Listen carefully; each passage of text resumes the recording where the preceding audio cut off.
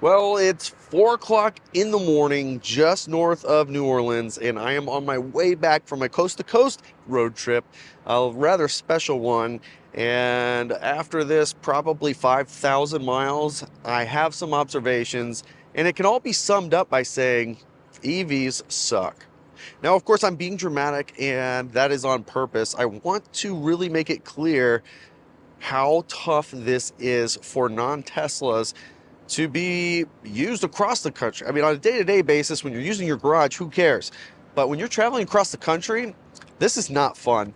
And there's some crazy things that happened over the last few days that have been absolutely eye-opening. Now, as you can see, the great news is I am charging this Rivian R1T on this Tesla supercharger, and this is going to be the reality for many of you in the near future. And that's great news because the last couple of days were absolutely terrible from a charging perspective. And this particular charging stop, although it is 4 in the morning, there are two of us here. There's a Mercedes over there. There are no Teslas here, but there's not a lot of traffic at 4 a.m. just north of New Orleans for whatever reason on a Thursday night. This is actually really good news. Now, this particular station is allowing me to charge because it has a magic dock built in. What that means is this supercharger allows both Teslas and non-Teslas to fast charge at this station. There's actually an adapter built into the cable, so it can be used for a NACS terminal or it can be used for CCS. Either one, all right here, and you access it from the app. So if you don't have a Tesla,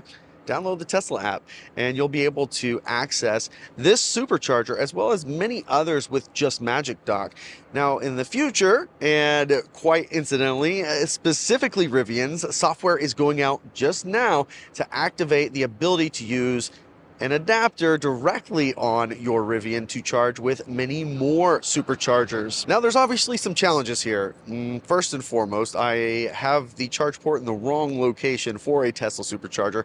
So I'm actually parked in a stall next to this one, not the correct spot for this charger. And that will be a problem in the future, but nonetheless, it does work. Fortunately, at 4 a.m., I don't have to worry about getting in the way of anybody. These last couple of days, I have been exclusively charging on public chargers, with the exception of this charge right here and two Rivian Adventure Network chargers. So last weekend, we kicked off from Jacksonville to San Diego, or the shortest distance from coast to coast, to race the 4 electric pickup trucks that you can buy today. And the point of that whole test was to find out which is best. Is it better to have a more efficient truck? Is it better to have a bigger battery? Is it better to have a better charging network? And a lot was learned from that. The results of that will be coming soon, of course, on a separate video. What I learned on that trip out there was that what was painful and almost unbearable to me actually was a pretty successful charging experience for everybody else in the truck that's used to the CCS network. So we didn't get stranded, but it was brutally painful, especially for me spending all of my time at Tesla superchargers. As a matter of fact, I'm pretty spoiled, it turns out, because basic things like working on the first try and not having to jump from stall to stall almost all the time, I didn't realize that was such a luxury to have. So I did discover that on our public charging network, Electrify America mostly, which should really be an American tragedy, is probably a more appropriate title for that. It was not great. A lot of this charging equipment is aging, and not all of it's being kept up very well. And some of it was installed in not so great setups. Quite possibly the most interesting part of it was how many charging stations had only 4 stalls. And that sounds like not enough, not even close to enough. However, none of them were full.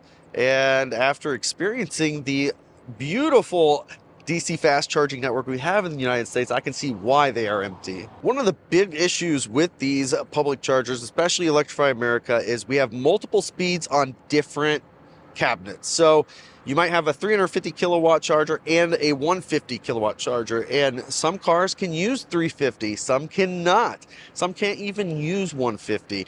But consumers will see the bigger number and park there, whether they can use that speed or not. And that definitely gets in the way as we start to get more and more high voltage, big battery pack EVs on the road. Now, I'm not blaming anybody, especially Bolt owners, that they don't know they shouldn't park there. Should they have to know that?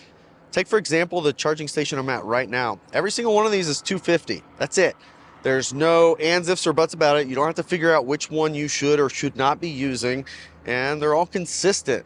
And that's probably the more appropriate way to do this. I do understand there's more cost involved in that, but unfortunately, this just creates additional confusion and it's unnecessary. When we think about adoption, one of the biggest things that Tesla came against when they really wanted to be successful was there's no charging network, and the little bit of charging that was available is terrible. So they built their own network. And here we are about 12 years later, and they have the most reliable and robust charging network here in the United States, in North America, and they continue to dominate in this space. One thing you'll notice that's different from this charging station to one of the Electrify Americas, there's no card reader, there's no screen, there's no additional frills. It is simple and it works. And that is one of the challenges, I think, first and foremost, is these are all the same. All of these. And then when I go to the next V3 station, they're going to look exactly like this. They're going to act exactly like this. There's not much variation from that because it works. Unfortunately, in the public charging network, that's not the case. It varies by site and it can vary widely. You also have very different ways of activating these superchargers. It can take literally several minutes by the time you get your phone out for the charging station to actually activate. Now, if you take this charging station, on the other hand, it was really quick. It was less than 30 seconds when I clicked to start charging that thing turned on and started charging this Rivian. It was super easy, straightforward, no extra credit cards to pull out or charge or anything like that. This was super easy, straightforward. Not much to really figure out with using these chargers for CCS.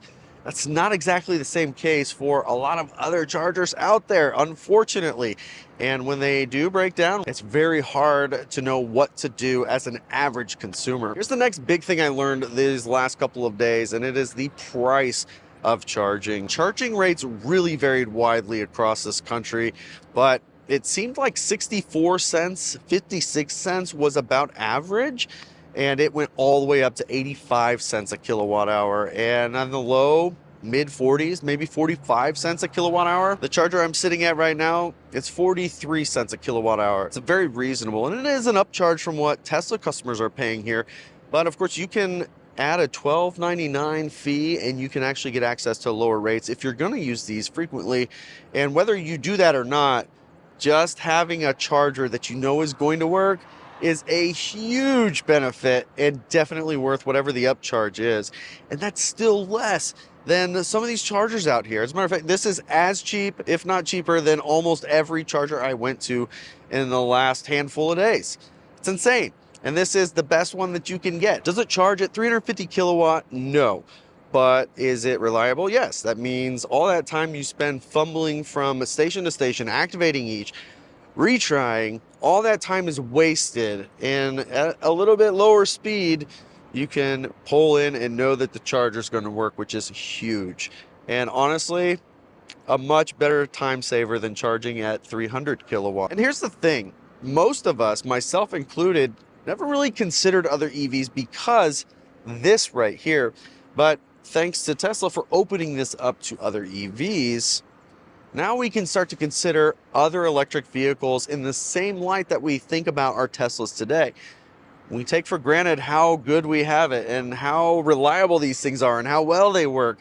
All of that, it's seamless. And having that same access for other EVs is a huge deal. And honestly, that's going to accelerate adoption for electrification, which is, regardless of what the headlines tell you, on the way up, not going down.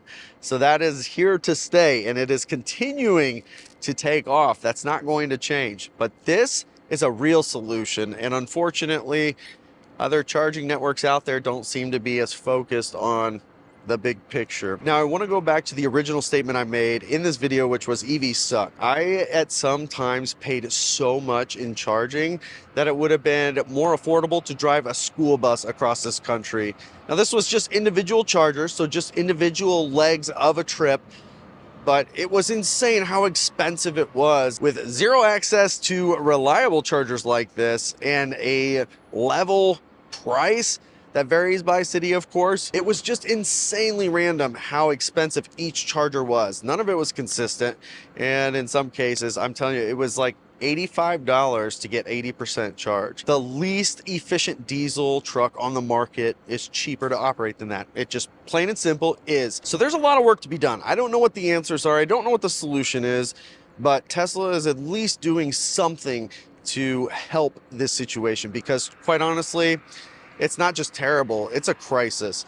These charging networks across the US that are aging out or wearing out and not really reliable, this is probably not the answer. So with that doom and gloom, I hope that you at least enjoyed this video, and I'm interested to hear what you think about superchargers opening up to non-Teslas. Let me know in the comments what your thoughts are. Can't wait to catch you on the next one.